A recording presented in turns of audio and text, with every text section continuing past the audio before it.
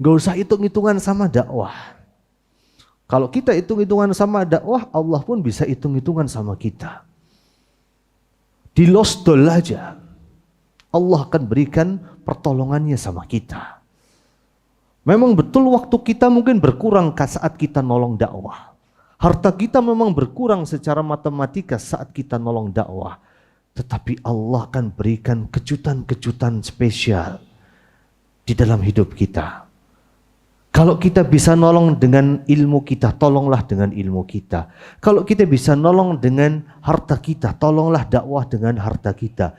Kalau kita bisa nolong dakwah dengan skill kita, tolonglah dakwah dengan skill kita. Kalau kita nggak punya apa-apa, setidaknya kita menolong dakwah dengan waktu kita.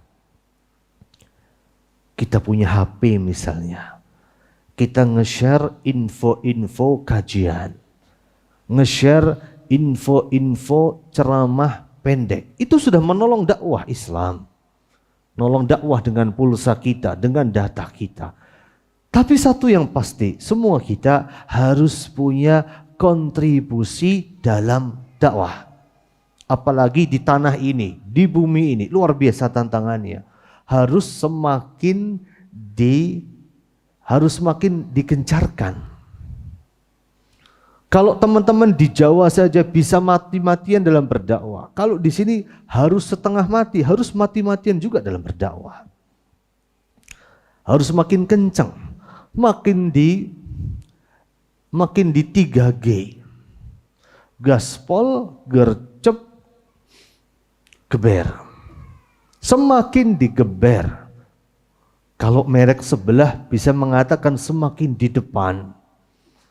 Maka kita harus mengatakan semakin digaspol, semakin digeber, semakin digercep.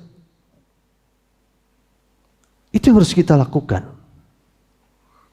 Karena sesungguhnya setiap dari kita akan kembali kepada Allah Subhanahu wa Ta'ala. Usia kita enggak lama. Tetapi yang membuat usia kita menjadi berkah adalah saat kita mendedikasikan kehidupan kita, mendedikasikan harta kita, mendedikasikan waktu kita untuk menolong Allah Subhanahu wa Ta'ala. Kita akan melihat hasilnya nanti saat kita kembali kepada Allah. Maka dari itulah lihatlah rahasia kenapa kita kaum muslimin dilarang mencela para sahabat Nabi.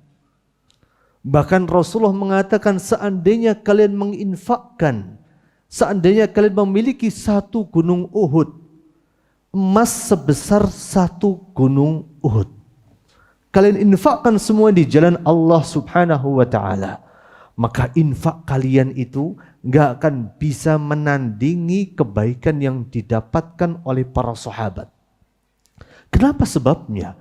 Karena kontribusi para sahabat dalam dakwah. Saat para sahabat mendengar sebuah hadis dari nabinya sallallahu alaihi wasallam, kemudian disampaikan kepada para tabi'in dengan mengatakan sami'tu Rasulullah sallallahu alaihi wasallam yaqul kada wa kada. Rasulullah mengatakan ini dan itu. Kemudian apa yang disampaikannya tadi diamalkan oleh para tabi'in.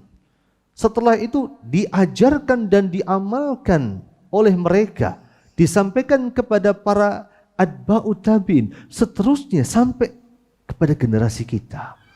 Betapa banyak amal jariah yang mereka dapatkan. Inilah dahsyatnya orang berdakwah di jalan Allah.